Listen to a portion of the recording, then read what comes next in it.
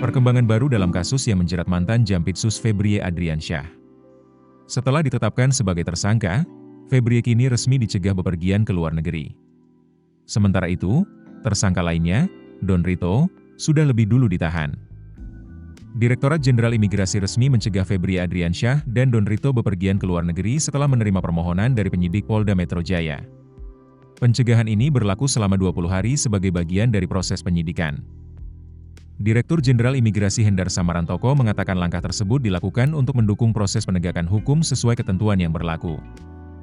Sebelumnya, Kortas Tipikor Polri menetapkan Febrie Adriansyah dan Don Rito sebagai tersangka dalam dugaan korupsi dan tindak pidana pencucian uang.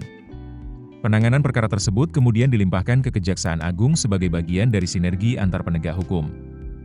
Selama penyidikan, polisi telah memeriksa 15 saksi, 2 ahli, serta melakukan penggeledahan di sejumlah lokasi. Don Rito diduga terlibat dalam tindak pidana pencucian uang, sedangkan Febrie Adriansyah diduga terlibat dalam korupsi dan pencucian uang terkait penanganan perkara PT Asabri serta perkara korupsi lainnya. Don Rito telah ditahan di Rutan Polda Metro Jaya sejak 10 Juli 2026. Sementara itu, Febrie kini dikenai pencegahan ke luar negeri untuk memastikan proses penyidikan berjalan lancar. Kasus ini masih terus berkembang dan menjadi perhatian publik. Kita nantikan perkembangan selanjutnya dari proses hukum yang sedang berlangsung. Keputusan bisnis terbaik datang dari data, bukan tebakan. Mudah berlangganan Business Insight dengan subscribe with Google.